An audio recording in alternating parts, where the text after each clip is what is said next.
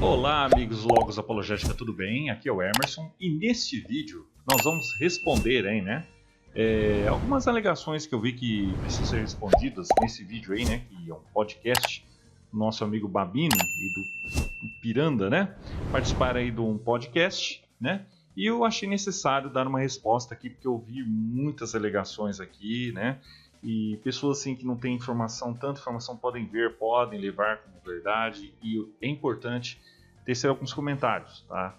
Então desde já peço para que vocês inscrevam-se no meu canal, curtam o vídeo aí, tá? Veja se vocês estão notificados recebendo aí, clique nas notificações, tá bom, pessoal? Apoiem meu canal, dê uma força, que assim eu posso fazer mais respostas, mais vídeos aqui para vocês, tá bom, pessoal? Então vamos ver aqui o que ele alega, tá bom? E aí existe um texto que traz as variantes textuais, ou seja, no próprio hebraico, nos manuscritos que você tem ali as palavras diferentes. Para você achou um documento, sei lá, do século IX, com uma palavra. Aí você achou um lá de Qumran, né, de 200 antes da Era Comum, que muitos falam que é 200 antes de Cristo. Aí você acha lá do século II, século I, com outra variante. Os escribas judeus eram copistas em tempo integral. Eles consideravam suas escrituras como um texto muito sagrado.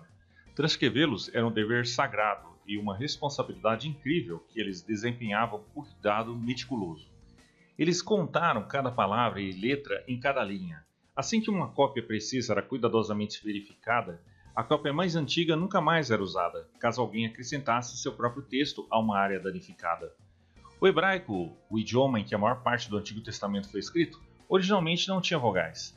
Por volta de 900 d.C., os estudiosos judeus adicionaram vogais. Seu texto, conhecido como texto massorético, é usado hoje em todas as nossas traduções. No entanto, na época de Isaías, 700 a.C., até o texto massorético, 900 d.C., é de cerca de 1600 anos. Tem tempo de sobra para que erros apareçam? Em 1947, os manuscritos do Mar Morto foram descobertos e um pergaminho completo de Isaías estava entre eles, datado de cerca de 150 a.C. Isso reduziu pela metade o tempo entre Isaías e os massoretas. Além da ortografia, gramática e pontuação, que não são erros, há uma concordância esmagadora entre o rolo de Isaías do Mar Morto e o texto massorético, 900 anos depois. A versão padrão em inglês permite apenas 9 lugares onde os tradutores preferiram o texto do Mar Morto ao texto massorético. São 9 pequenas diferenças em 1286 versículos da tradução inglesa de Isaías. E nenhum deles introduz qualquer erro factual ou doutrinário. O notável estudioso F.F. Bruce concluiu que a evidência dos manuscritos do Mar Morto confirma que já tínhamos boas razões para acreditar. Ele disse: os escribas judeus dos primeiros séculos cristãos copiaram e recopiaram o texto da Bíblia hebraica com a maior fidelidade. Está lá no livro Segundo as Considerações nos Manuscritos do Mar Morto, de 1956. A tradução grega das escrituras hebraicas, concluída mais de um século antes de Cristo e conhecida como Septuaginta, é uma fonte adicional para confirmar o texto do Antigo Testamento. Mas é uma tradução e não original. Novamente, existem diferenças, mas normalmente são muito fáceis de resolver. Como, por exemplo, Deus, o criador do mal. Você sabia que Deus é quem cria o mal e não o capeta? Aí as pessoas... Não vamos começar a briga agora. Mas... Então, olha, só para explicar isso. Tem Isaías 45:7, um termo que é o seguinte no hebraico. Deus, ele cria a paz, né? Que é shalom em hebraico. Aí tem Uvorê, que seria uma variante de Bará, que é Bereshit, Bará, Elohim, no princípio criou Deus, os céus e a terra. Esse Bará, esse Uvorê, é só usado para Deus. Quem vai explicar melhor, mestre aqui. Só tô explicando aqui de uma forma mais simples. Não, ele explica tá bem. E o Ra, que seria o mal, né? Como tem Shalom, e Shalom é paz, ou coisas que têm conotação positiva, as pessoas falam assim, não, esse mal aí, ele não é o mal moral. Ele é o mal no sentido calamitoso, de desastre. Deus cria o desastre também. Mas não o mal em si. O mal em si seria a queda do homem, seria o próprio querubim traidor, né? Que seria Lúcifer. Aí esse cara aqui apresenta um vídeo, né, mostrando lá o grande Isaías, que é esse do século II antes da Era Comum, em hebraico, trazendo uma variante textual, Tov. Tov é bom. Então olha só como é que uma palavra faz diferença. Então Deus, ele teria criado o mal em si. e não Satanás, não o homem, não o pecado de Adão e Eva. Então olha como uma palavra mal traduzida, até mesmo no hebraico, faz toda a diferença. Então... O Babino aqui alega, né, que há uma variante, né, ali em Qumran, nos manuscritos de Isaías, certo? Que realmente tem uma palavra tov em hebraico, certo? Que significa aqui no caso o bem, né? Então, bom no caso, né? Em vez de ra, que significa mal. Essa variante textual se encontra aqui no pergaminho de Isaías, realmente, né? Mas não é a única que existe. A maioria dos manuscritos hebraicos da Bíblia, incluindo o texto maçorético, que é a base da maioria das traduções da Bíblia para o português, trazem a palavra ra, né? Ra. Então, é importante notar isso. Eu já falei que essa questão de variantes não afeta a credibilidade do texto bíblico. Nem é preciso entender corretamente o termo aqui. Vamos resumir algumas palavras. E é uma confusão aí que o Tolkien faz, né, no caso, né? O mal não é uma coisa criada, né? Deus não criou o mal é a ausência de algo. Deus é o bem absoluto. O mal é a ausência de algo, certo? Não existe trevas, existe luz. As trevas são ausência de luz, certo? Então é preciso entender isso, né? A presença de diferentes variantes textuais, Isaías 45:7, levanta questões sobre o significado original do versículo. Alguns estudiosos argumentam que a palavra tov, em Isaías, ali no caso manuscrito de Qumran, representa a leitura original, enquanto outros defendem a leitura ra do texto maçorético. Então, é importante nós entendermos isso, sendo que a maioria, no caso dos autorizados, das versões autorizadas, concorda com o termo ra aqui, certo? E que não é o mal moral, já explicamos isso, já falei isso no Logos, né? Porque a palavra traduzida como mal é de uma palavra hebraica que significa adversidade, aflição, calamidade, angústia e infelicidade, certo? Aqui o ra, aqui ra, no termo hebraico aqui, certo? Então, nós precisamos entender aqui o porquê, certo? Que este texto aqui no caso está na variante. Os manuscritos do Mar Morto apresentam um caso em que algum escriba substituiu Shalom por Tov no versículo, certo? Shalom nós sabemos que é paz, né? Embora fosse tentador atribuir algumas tendências dualistas em Qumran, os especialistas em crítica textual apenas atribuem isso ao desejo de tornar as formas verbais paralelas, certo? Então vocês podem vir aqui na bibliografia, na descrição, certo? Aqui que eu vou deixar aqui de Emanuel Tov comentando sobre isso, né? E ele traduz o termo hebraico como eu faço prosperidade, Shalom e crio desastre, Ra, certo? O próximo seria Filo, né? E outros, mas a gente deixa isso para analisar depois, tá bom, pessoal? Aqui nós vamos fazer uma análise sucinta aqui, né? O que vimos é que os rabinos não indicam um significado ético para a nossa passagem, essa passagem, né?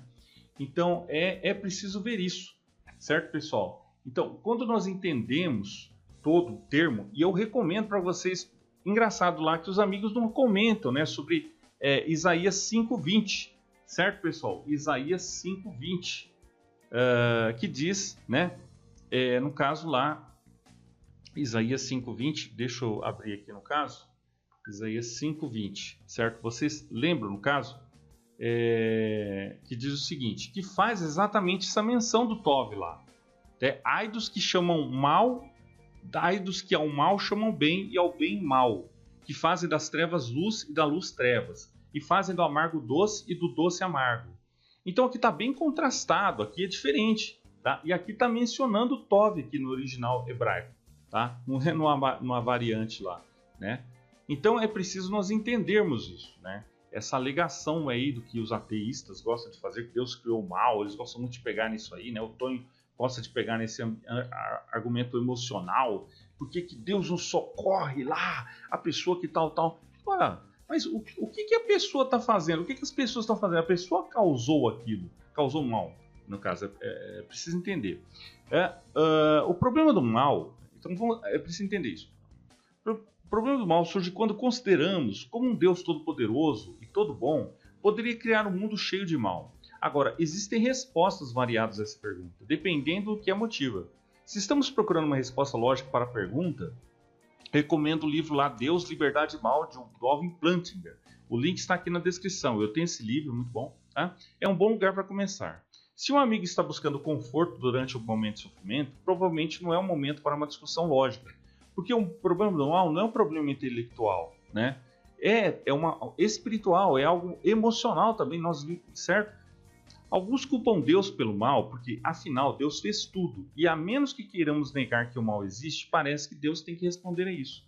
São Tomás de Aquino responde a essa afirmação argumentando que Deus não criou o mal, e portanto não pode ser culpado por isso. O mal, argumenta o Dr. Angélico, é real, mas não é uma coisa que existe da mesma forma que uma pedra ou um anjo. Em vez disso, o mal é uma descrição de uma ausência de bondade, mais ou menos como a escuridão, que eu já mencionei, né? Uma coisa real, mas não existente. É o que chamamos de ausência de luz, uma coisa existente. Assim como, embora o mal seja real, não é uma coisa criada. Certo? Então, é aqui que a tradução de Isaías de 45:7 da versão King James se torna um problema, né? Ou a maioria das versões. Né? Primeiro, precisamos lembrar que até mesmo a Bíblia King James, ou qualquer Bíblia, a Bíblia portuguesa no caso, é uma tradução. Nele, segundo a concordância, a palavra hebraica ra, traduzida nessa passagem como mal, tem uma ampla gama de significados, né? Na própria Bíblia, ra é traduzido de 15 maneiras diferentes, como maldade, perverso, travessura, mágoa, mal, problema, o dolorido, aflição, enfim. E outros termos diversos. Assim, a aparente contradição entre Gênesis 1, certo? E Isaías 45 pode ser abordada em parte observando a compreensão variável do original hebraico. Tá certo, pessoal? Então é preciso ver isso aqui, né? Alguém poderia argumentar que mesmo que a contradição fosse evitada, poderia parecer uma questão de divisão para evitar a dificuldade.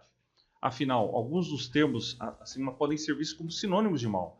Observe, entretanto, que em Isaías 45 também encontramos o par correspondente de luz e trevas. Em Gênesis 1, Deus cria a luz, ao mesmo tempo que apenas a separa do seu oposto, as trevas. Né? Os amigos aí não falam isso. Né? Portanto, não encontramos nenhuma afirmação de criação das trevas no local exato onde seu oposto é criado. A analogia entre bem e o mal é, nesse caso, precisa. Então vocês vejam a análise simplista aí que os amigos fazem, né? Se alguém contestar a analogia e insistir que o mal seja entendido como existindo em si mesmo, o mal é usado para descrever muitos tipos diferentes de imoralidade e sofrimento. Então, de que Deus está falando aqui? Assim como o texto contrasta os opostos de luz e das trevas, ele faz o mesmo com o mal. É contrastado na Bíblia com a paz, cujo oposto pode ser qualquer coisa, desde a desarmonia até a guerra. Né? Em algumas versões da Bíblia, a tradução é: eu formo a luz e crio as trevas, eu crio o bem e crio a desgraça, eu sou o Senhor, eu faço todas essas coisas. Agora, Deus certamente pode causar ou permitir situações que resultem em sofrimento. Na verdade, ele faz isso em todas as escrituras como punição ou como provação. No entanto, isso não prova de forma alguma que ele criou o mal em si. Né? Além disso, mesmo situações que envolvem sofrimento podem levar a outras que são objetivamente boas. O exercício pode causar uma certa quantidade de sofrimento sem qualquer má intenção, mas resulta na melhoria da saúde. Ou considere os irmãos de José, cujas más ações resultaram em bem, pela graça de Deus e pela fidelidade de José. Gênesis 50:20. O mesmo fogo que cozinha a nossa comida e purifica a nossa água também pode queimar a nossa pele ou destruir as nossas casas. Isso não torna o fogo que Deus criou mal.